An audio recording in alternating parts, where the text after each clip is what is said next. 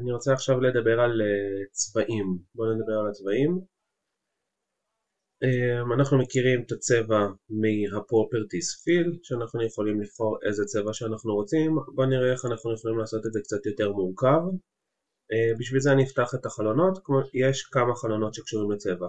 אחד זה ה-Color, הוא מגיע עם ה-Color Guide, ואחד זה ה-Swatches. Swatches זה המילה הגדולה במדיה של הצבעים, של הבחירה הזאת, המלבנים האלה עם הצבעים השונים.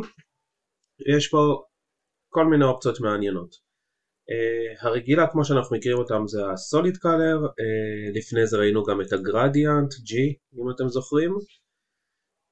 בקלר אפשר באמת לבחור צבעים שלא מופיעים פה, וזה הדבר הראשון שאני רוצה לדבר עליו. זה נניח אני רוצה איזה מין כזה צבע כזה לכוס קפה שלי, והוא לא מופיע פה בסוואצ'ל. עכשיו אם אני אלך פה ואני אבחר ואני אצטרך עוד פעם לבחור את זה, יהיה לי קשה למצוא את אותו הצבע.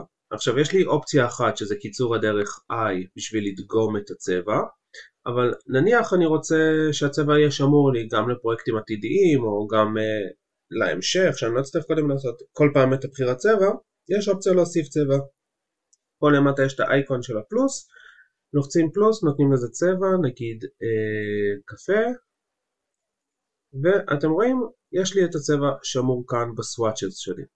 אז זו אופציה אחת להוסיף צבע גם אם הוא לא קיים. מה שזה עוד נותן לי, זה נותן לי את היכולת לבחור את הצבע גם בשביל הסטרוק. כי אתם רואים בסטרוק אין לי כל כך את האופציה, כאילו יש, אבל זה קשה לבחור צבע מדויק בשביל הסטרוק שלי.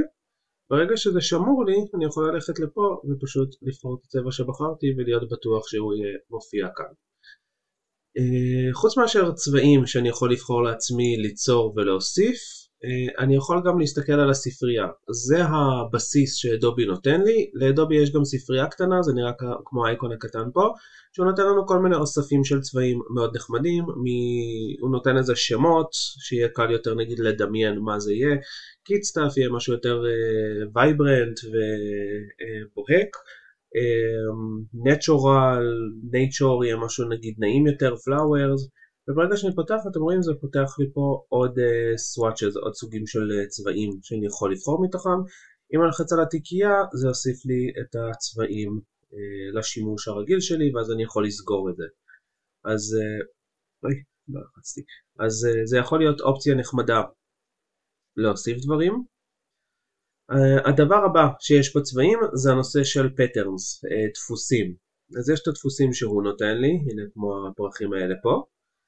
אני יכול פה למצוא עוד patterns כאלה, למשל דקורטיב, בוא נראה מה הוא נותן לי, כל מיני אשתי בערב, זה יכול להיות מאוד נחמד לעשות דברים עם זה. מה שמגניב בפטרנס זה שאפשר לעשות גם כאלה משל עצמנו. אז מה שאני רוצה לדבר עכשיו זה איך לעשות פטרן משלי. אז בואו תנסו לעקוב, תראו אם אתם מצליחים לעשות את זה, תראו את זה כזה כמו שין בית.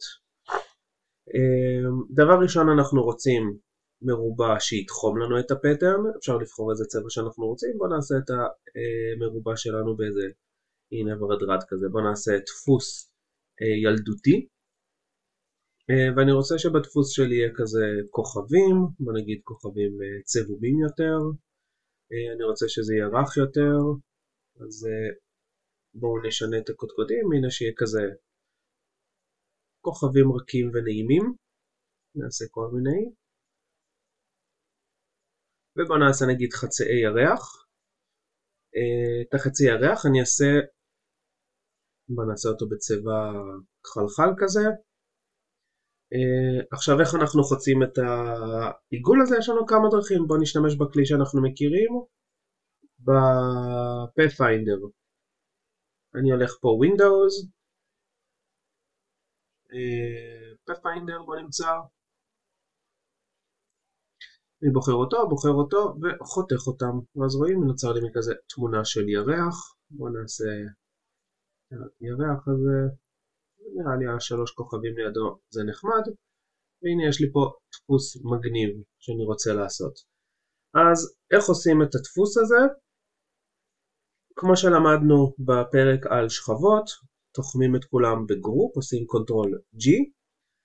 אנחנו יכולים לראות שעכשיו זה נמצא בגרופ משלו, אפשר לקרוא לזה גם דפוס.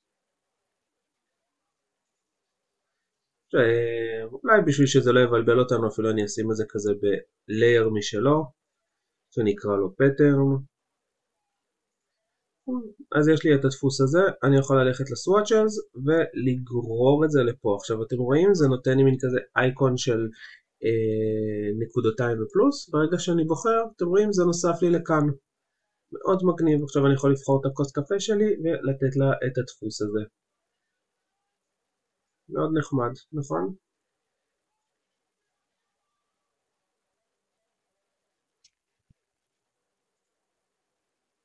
אוקיי, אז ככה אני יוצר דפוס ומוסיף לפה.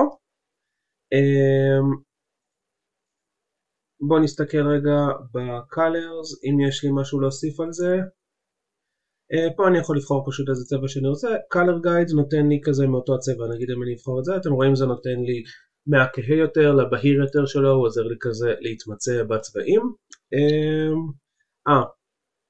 עכשיו אם אני רוצה לשלוט קצת יותר בפטרן, אני יכול לפתוח את ה-pattern options ב-Windows, אני לוחץ על זה פעמיים, ואתם רואים הוא נותן לי אופציה לשלוט קצת על הפטרן שלי. אני יכול להגיד לו לעשות אותו לא כזה סימטרי, אני יכול להגיד לו לא להיות כזה מדויק וקרוב אחד לשני, קצת להתרחק, כל מיני משחקים שאני יכול לעשות אותו, או ממש להתרחק אחד מהשני. אני יכול לגרום לו לעשות אוברלאפ, נגיד שהוא ממש יהיה אחד על השני, כמה עותקים שלו אני רוצה. יש לי פה כל מיני משחקים שאני יכול לעשות, תנסו לשחק עם זה, לראות מה מתאים לכם, באיזה שלב אתם רוצים, לעצור, להוסיף, לשנות את הדברים. בהצלחה עם הכלי של הצבעים, סך הכל זה די פשוט, זה די כיף, תהנו.